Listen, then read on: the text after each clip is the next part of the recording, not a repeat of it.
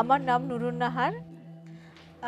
এটা হয়েছে গিয়ে যখন আমি ক্লাস 9-এ পড়ি, তো ওখানে হয়েছে আমাদের পাশের গ্রামেরই একটা ছেলে, ও আমাকে প্রপোজ করেছিল প্রেমের জন্য এরকম।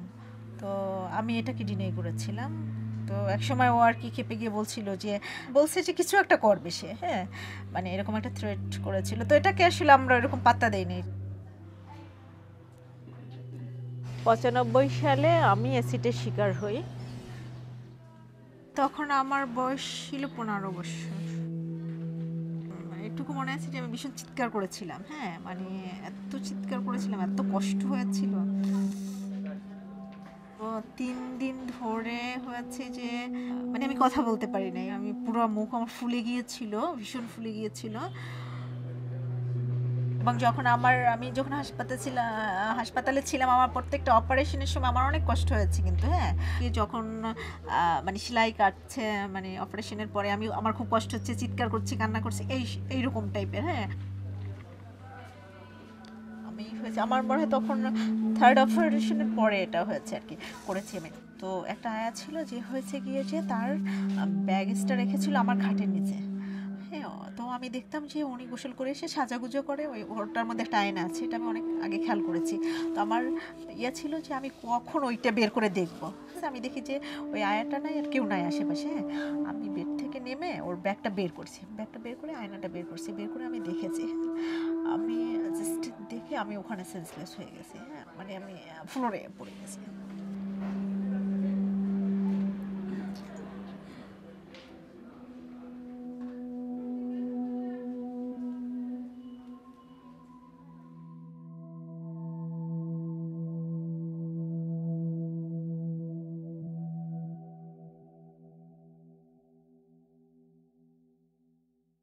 অ্যাকচুয়ালি এটা যে নাসরিন আপা ছিলেন আমাদের এক্স কান্ট্রি ডিরেক্টর, আমাকে ঢাকায় নিয়ে আসে এবং ওনার বাসায় রাখে আমাকে। তারপর উনি কলেজে ভর্তি করে দিয়েছে। পরের লাইফটা আসলে হয়েছে গিয়ে যে মানে মানে যে চেঞ্জটা, এটা বলতে হবে যে এটা সম্পূর্ণ নাসরিন আপার ক্রেডিট, কারণ ওনার কাছে রেখে যে একটা মানুষ করার একটা মানে কাউন্সিলিং দেওয়া, তারপরে বিভিন্ন জায়গায় নিয়ে যাওয়া। তারপরে একটা সময় আমি দেখলাম যে না, মানে নাসরিন আপা যে কথাটা বলতেছে তো আসলেও ঠিক কথা, যে কতদিন আর ফেস ঢেকে চলাফেরা, বা একটা সময় এটাকে তো করতেই হবে। তারপরে আস্তে আস্তে আস্তে আস্তে এই কভারটা আমি করে ফেললাম।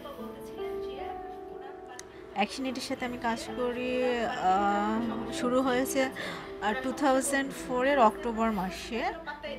2007 সালে আমরা এসএস সার্ভাইভার নেটওয়ার্ক তৈরি করি। আসলে হয়েছে এসএন-এর মিশন হয়েছে গিয়ে যে আমরা ওখানে একটা কথা বলি যে মানে আমরা ডিগনিটি নিয়ে বাঁচতে চাই। যে বাংলাদেশে 2500-এরও বেশি সার্ভাইভার আছে। আমরা সরাসরি যে সার্ভাইভার তাকে দেখতে যাই, তার সাথে কথা বলি, মেন্টালি তাকে সাপোর্ট দেই, তার ফ্যামিলিকে মেন্টাল সাপোর্ট দেওয়া, ইনফরমেশনগুলো নেই যে কেন হলো, কোথায় হলো, বা কেসটা ফাইল করতে কোনো সমস্যা আছে কি না, ওখানে একজন লয়ারকে অ্যাসাইন করা। আমার যেটা এক্সপিরিয়েন্স, হ্যাঁ, যে মানে সব জায়গায় হয়েছে করাপশন। মানে 2500-এর মধ্যে 100 থেকে 150 পানিশমেন্ট পেয়েছে, সেহেতু এটা আসলে আমি 90%-এরও বেশি বলবো যে ইনজাস্টিস হচ্ছে। আর একটা কথা হয়েছে গিয়ে যে কমিউনিটি পিপলকে অ্যাওয়ার করা, যে মানে তারা যদি অ্যাওয়ার হয়, আমার মনে হয় যে ডে বাই ডে এটা আসলে কমে আসবে। এবং আরেকটা কথা হয়েছে গিয়ে যে আইনের ওখানে খুব দিতে হবে, অ্যাটেনশন দিতে হবে, হ্যাঁ, কারণ এটার কোনো বিচার হচ্ছে না। তো এটা তো যে কোনো মানুষ করতেই পারে, জানে তো এটার কোনো কিছু হচ্ছে না, তাই না? সো যদি আইনটাকে যে আইন আছে ওটাই এনাফ, যদি ওটাকে প্রপারলি ইউজ করে আর কি, বাট সেটা তো প্রপার ইউজ হচ্ছে না। অ্যাসিডটাকে কন্ট্রোল করার জন্য কিন্তু কোনো অর্গানাইজেশন বাংলাদেশে কাজ করে না যেটা অ্যাকশনেট করে, ঠিক আছে? এই যে ইউনিটি তৈরি করা সার্ভাইভারদের মধ্যে। এটা কিন্তু শুধু অ্যাকশন-এইডই করতেছে, অন্য কোনো অর্গানাইজেশন করতেছে না। আগে দেখা যেত যে একজন সার্ভাইভার ঘর থেকে বের হতো না, হ্যাঁ, এখন কিন্তু তারা ঘর থেকে বের হচ্ছে। বিভিন্ন আমাদের মোটিভেশন, বিভিন্ন ওয়ার্কশপের মাধ্যমে তাদেরকে এতটুকু করতে পেরেছে যে ঘর থেকে বের হয় এবং সে নিজে কথা বলতে পারতেছে। হ্যাঁ,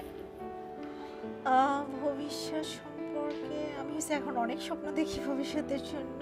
হ্যাঁ, এইটা আমার একটা টার্গেট আছে যে আমি যতদিন বাঁচবো আমি এই গ্রুপটার জন্য কাজ করব। হ্যাঁ, মানে আমার মিশন হচ্ছে ওইটা যে বাংলাদেশে আর কোনো অ্যাসিড অ্যাটাক হবে না। My name is Nurun Nahar, I am action-aid.